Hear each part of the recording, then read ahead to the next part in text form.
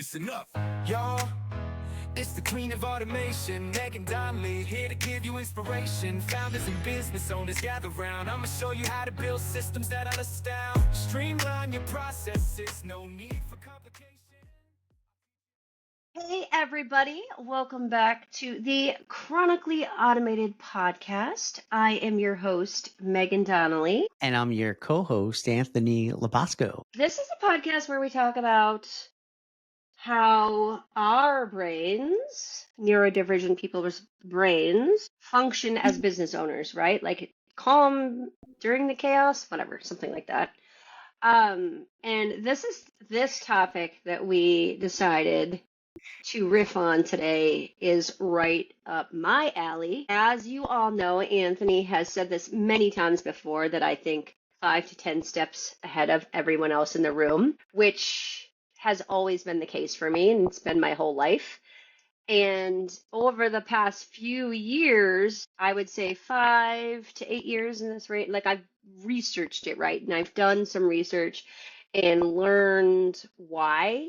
A lot of that is with the dopamine and stuff like that. But people with ADHD have a tendency to notice environmental shifts because we are like, we've trained our brains to hunt for stimulation or danger cues, right? And so the thing, like what I've noticed with my autistic son, the reason he can't anticipate social confusion, right? Or like anticipate social signals because the patterns aren't there, right? Social cues are really, really hard for neurodiverse people, right? Picking up on social cues. So we have to train our brains to figure out the patterns, right? So that's why automation and technology and businesses often are easier for us to tackle and handle because it's patterns. Math is math. Sales go up, right? Like it's all pattern-based things that you can control as a business owner. And one of the things that we're being told right now, the whole burning out thing, the reason I think that we handle or don't handle, how do I say this the right way? I think it takes longer for us to burn out because we don't even realize we're being burned out. We're trained to be everywhere, watch everything, respond immediately, right? Like which all business owners are. But we build like a pattern-driven operating system that automates the work. Inside of our brains, inside the systems, inside our businesses, we are always searching and looking for those like pattern loops, right? Have you ever heard, Anthony, like that pattern loop framework? No. Have you heard of this before? So like when you spot the pattern, you validate. As soon as I say this, you're going to be like, oh, that makes sense. You spot the pattern, you validate the pattern, you track the pattern, you automate the pattern, and then it acts, and then there's an act, right? So it's spot, validate, track, automate, act. It's the same thing. I just don't say it that with those 4 things. I say automate, delegate, eliminate, right? It's the same thing. You spot the pattern, meaning the thing that you're doing repetitively over and over and over and over and over again, and then you track to see if that pattern is even needed inside your business and or your life. If it is, you either automate it or you delegate it or you eliminate it, right? And then the act is the automation and the integration into your life and your business, and then it just repeats, and that's the pattern loop. Pattern loop, pattern loop, and it's looping over and over and over again. Well, I don't know about you, but for me, I do this with everything. Everything has a pattern. Everything's on a loop. Well, maybe not my laundry, but no one wants to do their laundry. Avoid that at all costs. And there's 5 of us that live in this house. That'd be great if you can automate that. We do that. That's our new challenge. How to automate laundry. I don't know. There was that freaky robot that was on LinkedIn. The robot that was emptying the dishwasher. Did you see that? Oh yeah. In someone's house, actually, physically, like there's a real robot. I mean, maybe we can automate that. I don't know. That's weird. But that's what I kind of came up with for today, or I should say we came up with for today, because trends and spotting trends beforehand, before they happen, and Anthony has a really great story about this, is a real thing. Jeff Bezos, Amazon, in his garage, started out as a subscription. What was it? It was like a book subscription thing, and then ended up with the largest 2-day shipping of anything you can think of in the world. You can buy off Amazon, Yeah. Walmart, Costco, Sam's Club. Like all these things were started by these people who started from nothing and could see the trends before they happened, Yeah. right? Totally. Yeah. I mean, I think I think, wow. So unpacking that, right? I mean, without really getting into everything right now, because I don't know if it's, I don't know if we want to do that, but I would just say that, somewhat for me, right? Seeing a trend, and I saw a very big trend in the hyper local market back in 2002. It was right after 9/11. I had lived down across from Ground Zero, right, in New York City. I lived there for 2 years. And I noticed that there was Wow. no communication between people, between the residential buildings and everything in the businesses. So I really thought about how can I make an impact, right? And that's really the center of everything I do even today. And that hasn't changed.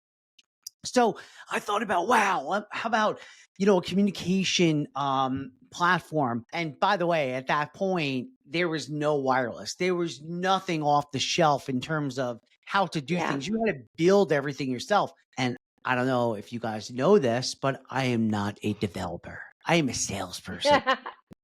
Thank God I met Meghan, because she makes everything, she makes everything. We just obviously she builds everything, right? In terms of showing me and everyone else that anything is possible. But back then it was pretty much impossible, but I really tried to do that. And I saw the trend, and the trend was real, and it was completely real. And in fact, I left the job to try and launch that.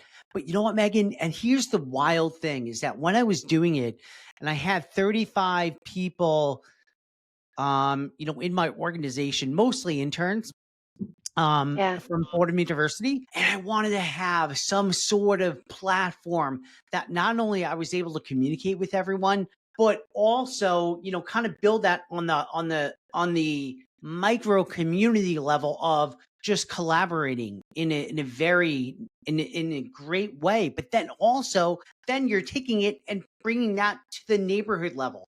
And that was impossible to do at that point, and unless you were a Yeah. developer and you really knew all these different platforms that were around, but more importantly, uh how to program it and how to use it. So to your point, in terms of seeing and having vision, yeah, there is no doubt. I mean, I failed and it was called NeighborBee. And by the way, NeighborBee is not dead. In fact, I'm going to be building it at some point within Yep. DMC, which to me is amazing, because when you look at the technology today, 17 years later, everything is so possible, but you're able then to really look at everything, and you're able to recognize that, oh my goodness, this is truly amazing, the technology. And one more thing I want to mention is that if anyone's heard of the company called Nextdoor, that's exactly what I was trying to do. Nextdoor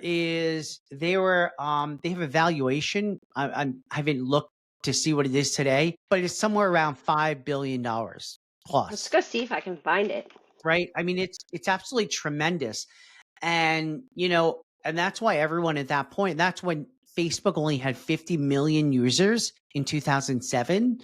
And, but the point is that, I just continued to see these trends, and I was not able to really pull them together in terms of, I really was way ahead of how things were going. I mean, I can tell you all these different businesses that I tried to execute, and there were a lot of them. 3 billion in They were actually 2025. up. They were actually up to Oh no, 5 that was billion. 21. That Yeah. is 2021. Okay. That was 2021. Yeah. Well, whatever. So It's a they've had a significant decline. In 2025, it's 830 million. So they've gone down quite a bit. Have no idea why, but we could look into that. I love this story that he's telling, because when Anthony and I first started talking and building things together, and kind of going through the motions of how we could help set him up for success, one of the first stories he told me was about NeighborBee. And I said, oh my God, let's build it. And he's like, well, what do you mean? And I just, threw some shit at the wall to see what was going to stick and spit it out there. And he went, like, literally his mouth dropped. I remember the phone call still. His I mouth was dropped like, open and he what? goes, I wish I had met you, blah, blah, blah, blah, because that's exactly what I want to do. How do we do this? And it was really funny. So NeighborBee's not dead. We'll figure it out. We're going to figure out. And now at least we know we should probably go look at Nextdoor and figure out why their evaluation dropped so much and not do that. But we've got an amazing team, and this is kind of what we're talking about today, right? Being able to spot the trends, get ahead of the trends, see the patterns, and then now what we can do is, oh, he knows the Nextdoor was very similar to what he wanted, and they're losing market share. So that's a trend. Now we have that trend, and we're going to go and figure out, because this How is do you still do it important, differently? right? How do you do it Right, better? this is still important. NeighborBee is all about getting people out from behind their desk, out to the world, like Correct. talking with people, not just on an app, but actually in person in meetups. And we've talked about looking at the actual like meetup apps and stuff like that too, and kind of figuring out how to integrate the whole thing. And it is a thing that needs to happen. Technology is so ingrained in all of our lives right now that we need to get the frick out of our seats, off our butts, off our asses, excuse my language, and go outside and meet people. Because Did you say, excuse my language? Sorry, I know, you were not cursing, so you wanted to I know. make sure that you said ass instead of butt. I get it. You're like, Yes, you're like, I was "No, like, no, pardon assers, me, because excuse I me. No, needed I to meant ass." emphasize. That's It exactly what needed you to be did. emphasized. Get off your ass and go outside. Yeah, for sure. But For Megan, sure. you bring up a But really good point as well, right? That a lot of times, and obviously Jeff Bezos is not included in this, but when you were a first mover, right? When you were a first mover, most of them do not succeed. And the second, third, no. and so on and so forth, movers tend to do very well. Like Google was not they were not the pioneer of search. There were, you look at Netscape, you look at Yeah. Yahoo, you look But at even go so back to the Jeff Bezos example. What's actually success? Yeah, like Kindle and the books and stuff, that's now successful. But for a while, that wasn't even like he pivoted. He moved away from true, that and built the true. Amazon thing and then came back. And then once he had the successful platform, came back to it.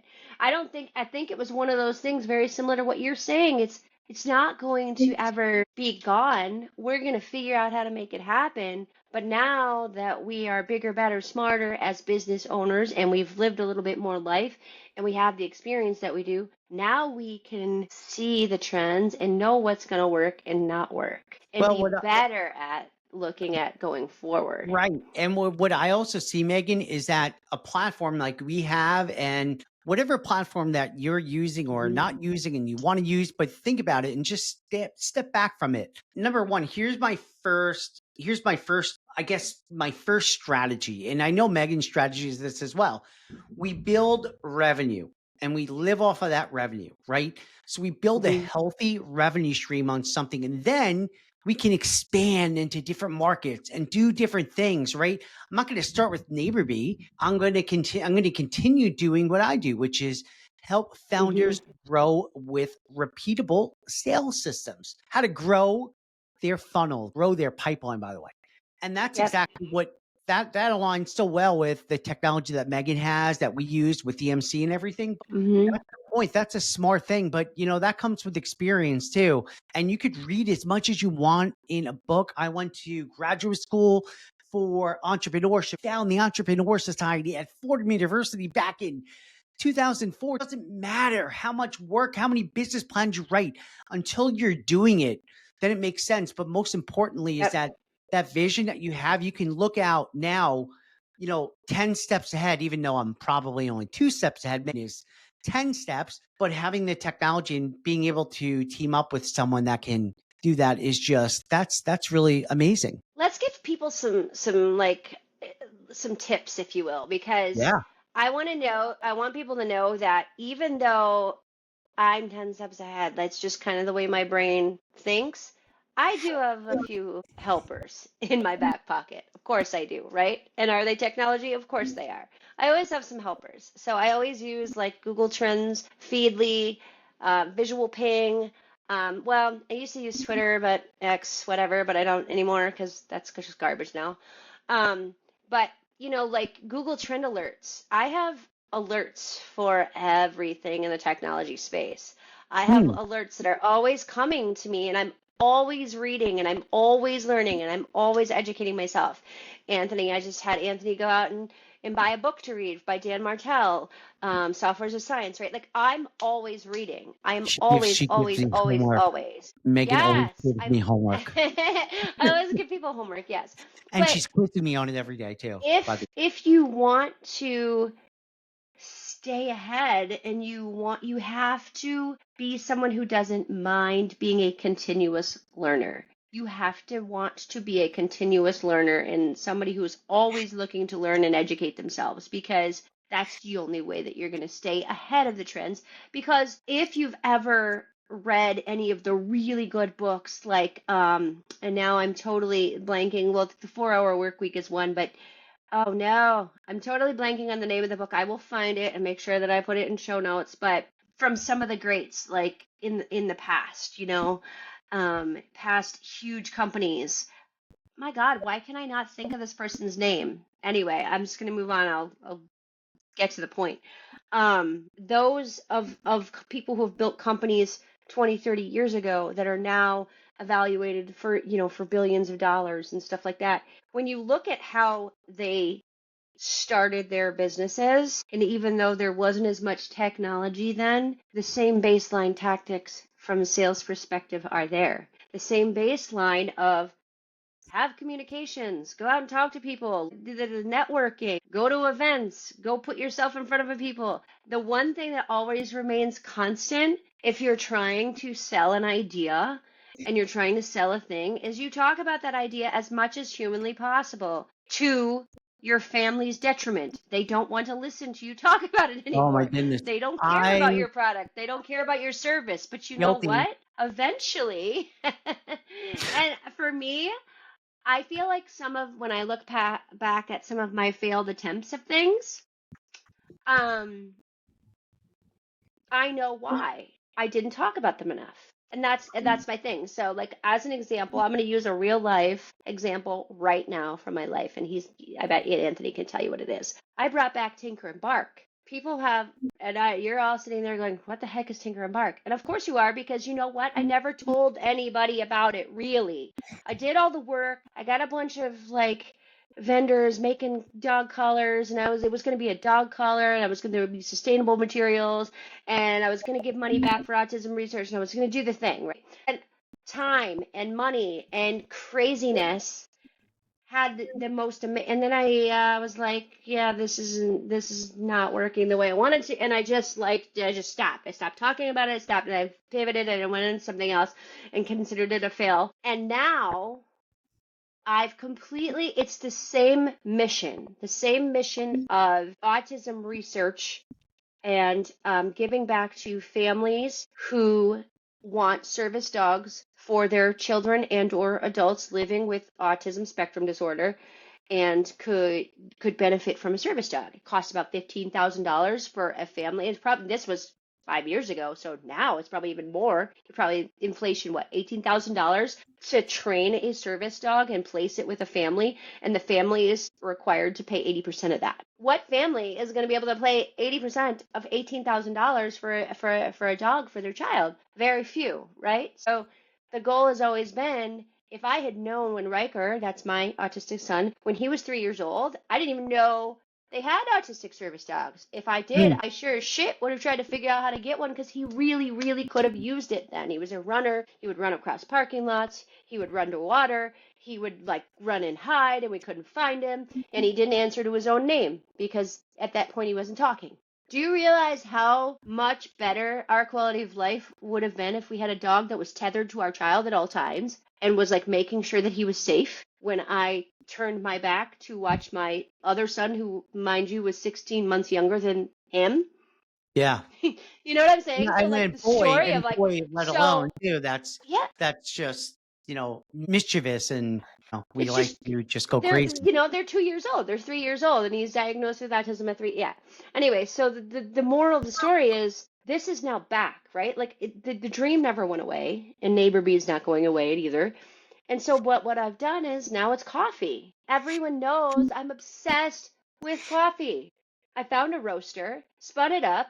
The roaster's gonna drop ship for me, but it's my brand, it's my label, it's my mission, and I'm selling coffee. I And it's cannot. still Tinker and Bark. Yeah, I cannot. I cannot have that coffee because I'm autoimmune and I know how strong it's going to be. It's gonna be, However, hey, there's a light roast. There's a light roast. It's gonna be amazing. yeah, but that's not fun though. We're gonna pivot and we're gonna sell little like doggy squeaky toys. So if any of you are listening and you have ideas of how I can make this even better, let me know. Right now it's literally just coffee. It will be the main the other part of the goal will be to eventually have something for um something that the child or the person getting the dog and the dog, because our goal is to fund, to start with will be at least one family, right, a year. I would like it to be more like 5 to 10. That's a lot of bags of coffee, but you get the idea, right? Like the goal is to then have something that we as a company can give, like the dog gets a name tag that matches a bracelet on the child, or something like how can we give them both something that so they're matching type, like the cheesiness of it all. But it's Amazing. gonna be great. It's gonna be awesome, and Amazing. it's Well, it's back. It's I alive. can, So I don't can tell give up. you, I can tell you this, Megan.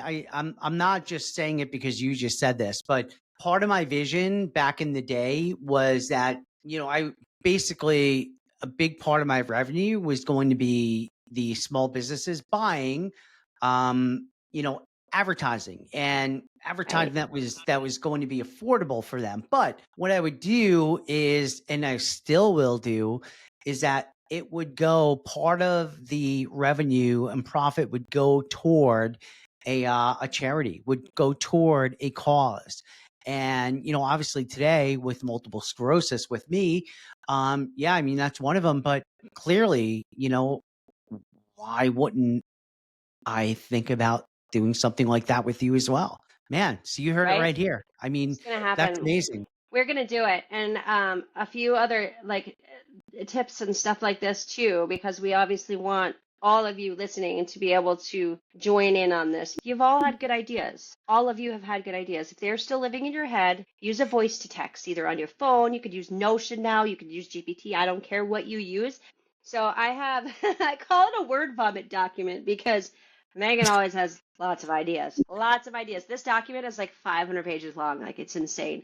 And it is literally a voice to text document that I have created over gosh knows how many, since I was like 25, 26 years old. And I've that's literally Wow. just word vomit. Like I'll be randomly thinking about things like businesses that I could start, like just random just stuff that's in my brain. And so I pick up my phone. Hey Siri, add this to blah blah blah blah blah blah blah blah, and I just start adding stuff to this thing, What and did it's you like what did you 500 do pages. back in the day when you were 25, when Siri was not available? Would you have like Oh, a order that you type. held in your hand No, and I stuff? typed it out. I literally What? typed it out like a journal, like a journal. And Wow. I was one of the first, or I was one of the first early adopters. Do you guys have you heard of Rocketbook? Okay, so Rocketbook was one of the first notebooks that's a reusable notebook where you can wipe it off like a whiteboard, but you would write with this special pen, and I still have mine, by the way. And now it I is had a so notebook right except it here, the wasn't. friction pen. It's a Yep. friction pen, and it's like, and you write on it, and then when smartphones were first starting to come out, you would take a picture of it, and it goes into a Google folder. This is very, this is not super old technology. I had a BlackBerry, and I would literally like, I'm serious. Like it was this has been around in my life forever. Now, the key is to always look at it. I look at it probably once a month. I probably look at it way more than I should. Um, I say once a month, but you all know that that's not true. We're No. gonna say once a month conservatively. That's not true. Like we're talking like once a week, maybe.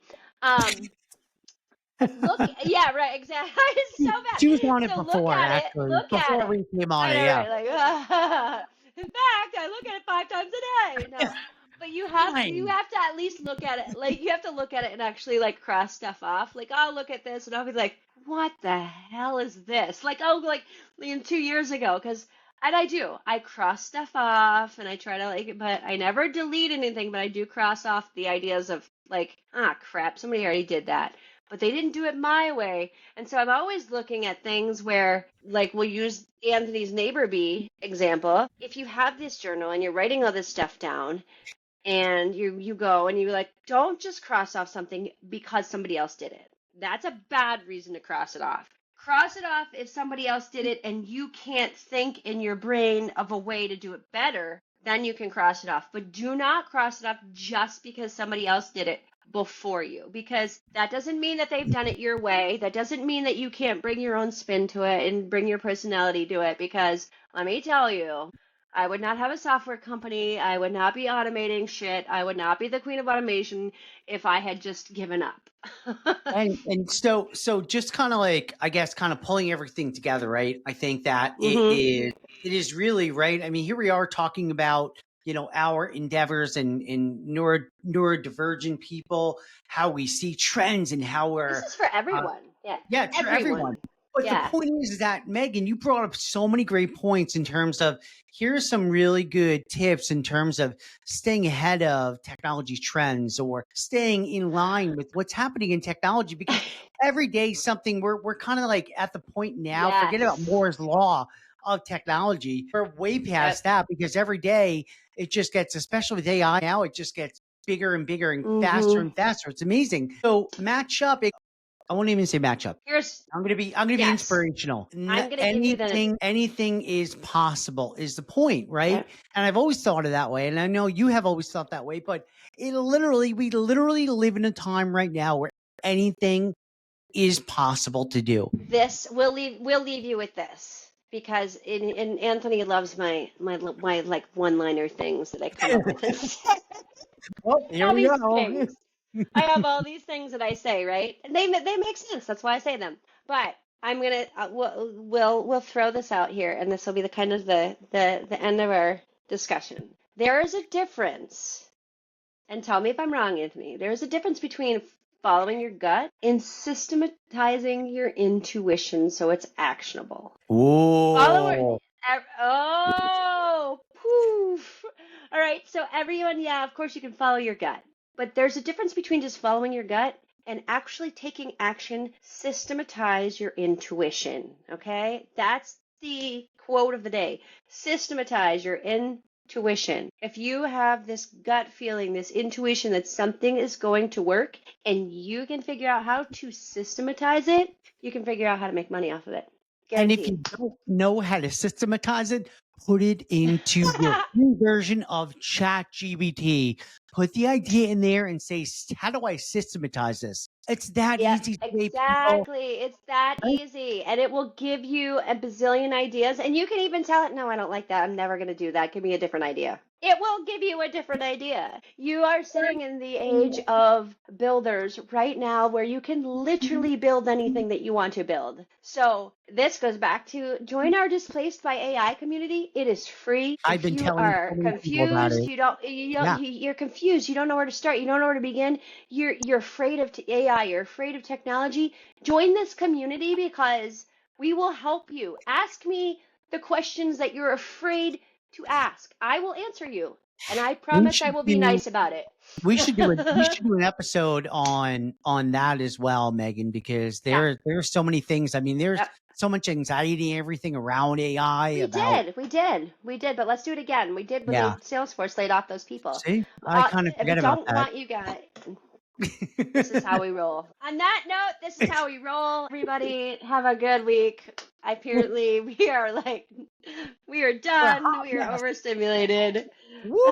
Remember, guys, operations, personality, systems, your gut, following your gut. Systematize your intuition. That's the word of the day. We'll see you guys next week.